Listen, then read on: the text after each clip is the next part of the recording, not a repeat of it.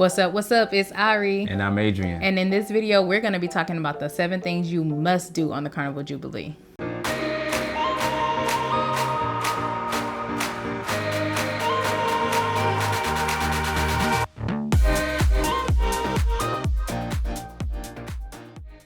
So let's get into it. These things are in no particular order at all whatsoever. We are just kind of like thinking about them and we're telling you all, and we want you to rank them based on what might be important to you.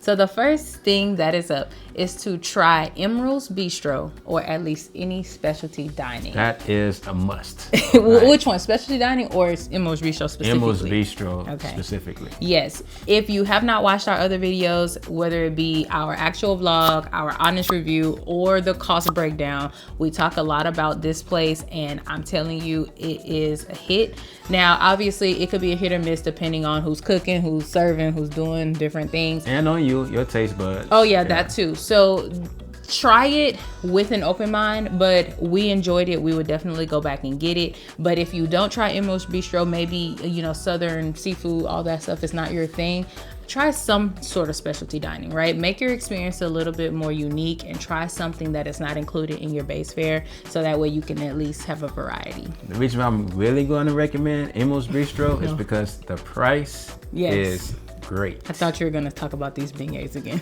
Well, I was holding my breath. The beignets are 10 out of 10, especially right out the grease. Yeah. But if you get a bad batch, don't blame us. But please. So yeah, the price is amazing, honestly. So again, we got so much food, entree style for $24 plus the beignets, of course, inside of that $24, and it's unbeatable to me. So if you want to try specialty dining without breaking the bank, that is a go-to choice. So try Emeril's Bistro, or at least some sort of specialty dining. And next, now this is coming from a non-drinker. I do not drink. I maybe have 2 or 3 drinks a year, Maybe. if that. Yeah, maybe. So Dr. Inks. First of all, it is beautiful. Dr. Inks has my heart. For a non-drinker, it has my heart. We went there and I tried a deep abyss. Yeah. What? Bro, what are you talking about, man? That sounds bad on camera, but I know. Abyss, and changed my life. Yeah.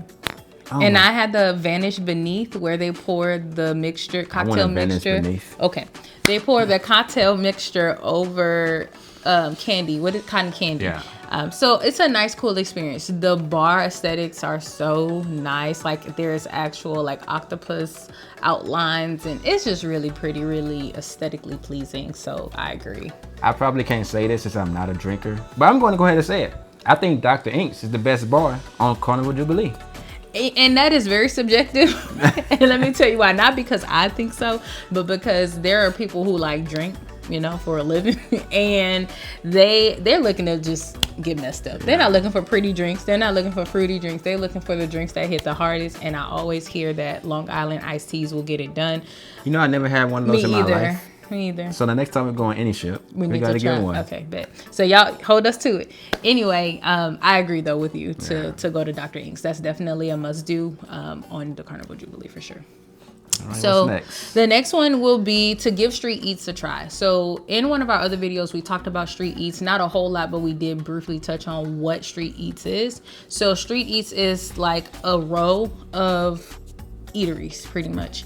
What? Eateries. So there's 1, 2, 4. There are 4 stalls right there. The first one is, do you remember what the first one is? I do not. I remember Time Fries. That's the second one. There's one before it. Steam. Dream. Okay. And Mad Sizzle. There's one more right before I it. do not remember. No, Okay, so there are 4 in a row. They all serve different things during the lunchtime. There's Time Fries where there's loaded fries. There's Mad Sizzle with like Mongolian bowls type of things like that.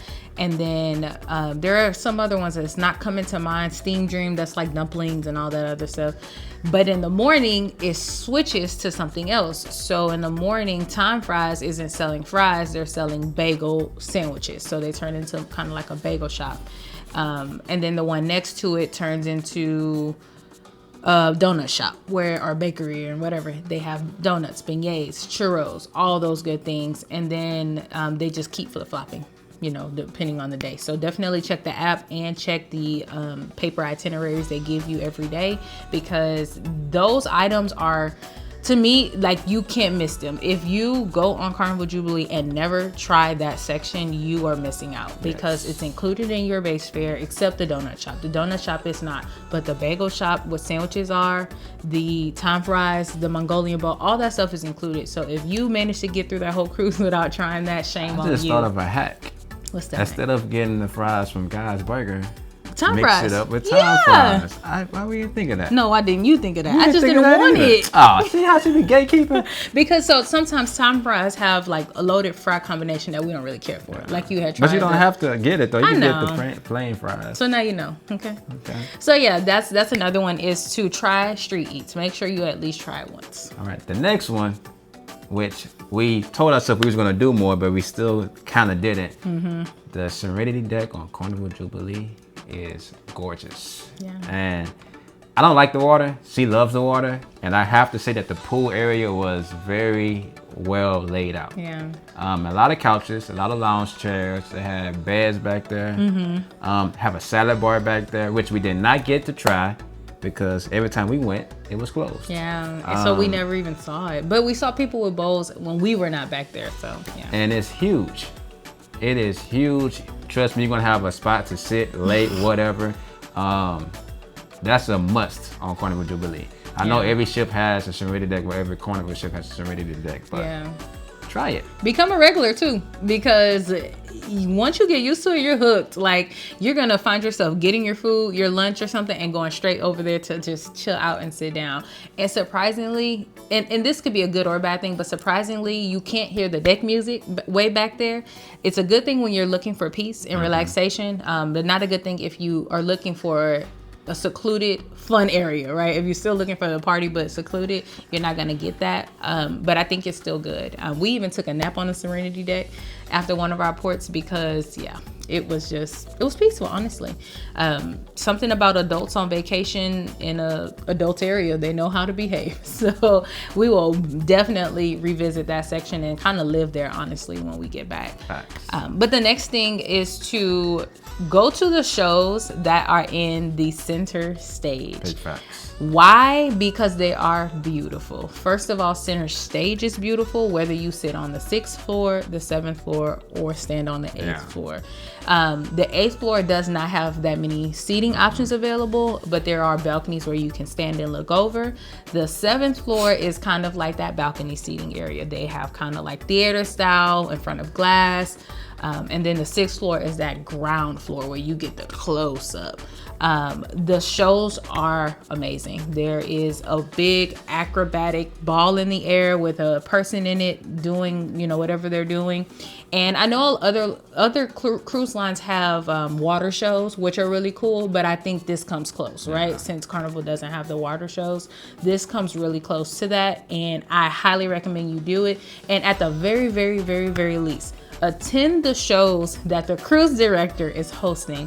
Why? Because they're your fun person. They're the person that's in charge of making your cruise fun.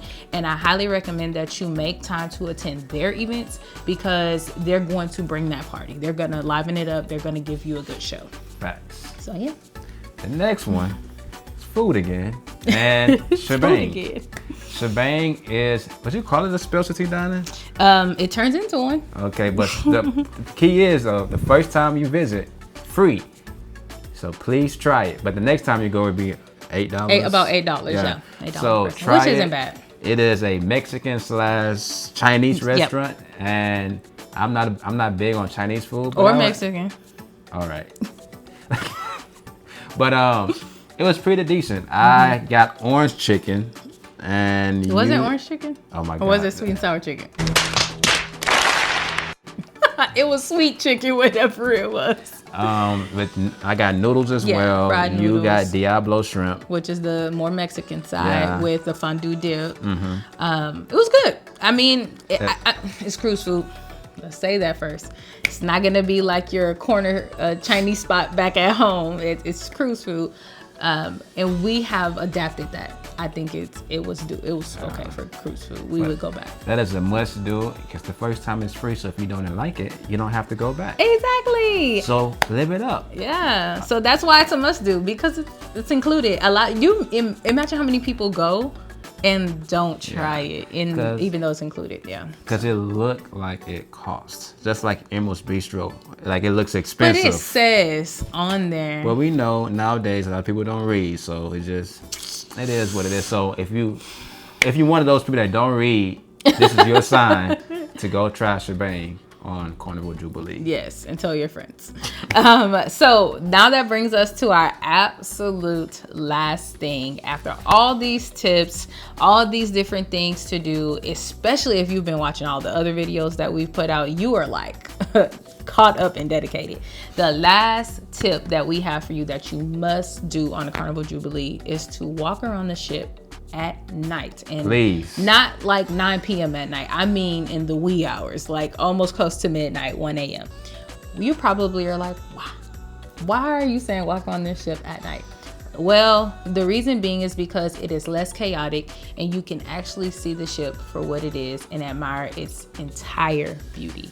And yes, it is a beauty. If you have never been on Jubilee or its sister ship that looks the same, because I do realize there's a sister ship, you will be amazed with the aesthetics. You will like it, and you cannot experience it all the way if it's chaotic, people running around, things happening, long lines. You're not going to be able to actually look at everything and experience it and be in it. So we oftentimes found ourselves sitting at the center stage area or balcony, yeah, like at night when we were like in between a show or didn't want to go to our room, we would just sit there and chill, and it's so peaceful, and we're able to like take all of that scenery in without being disturbed or occupied or entertained. So if you like aesthetics and you love just admiring different designs and things of that sort, walk around the ship at night so you can be uninterrupted, undisturbed, and you can actually admire it. Okay, we're saying that for a reason because we found very great photo ops. There's glass mirrors, there's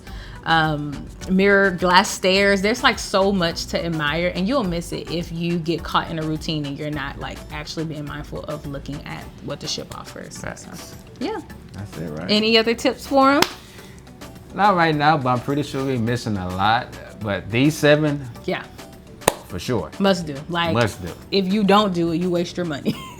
So I agree. But thank you guys so much for rocking out with us and watching our video. If you have not checked out our vlog from Carnival Jubilee, go ahead and do that. We kind of take you into that experience with us while we're there. We also put out an honest review too. So if you want to know how we really feel, go ahead and check that out, along with the cost. So if you have not booked Jubilee, but you're watching these videos because you're trying to prep, please go back and watch that cost video so you can know exactly what you're getting into, because don't be caught off guard. That's all I'm gonna say. Just don't be caught off guard. But make sure you like this video, comment below and let us know if you're considering Jubilee, and whatever questions you may have, we'll definitely answer them. And make sure you guys subscribe if you have not already, because it will definitely help us out. And we'll catch you guys on the next one.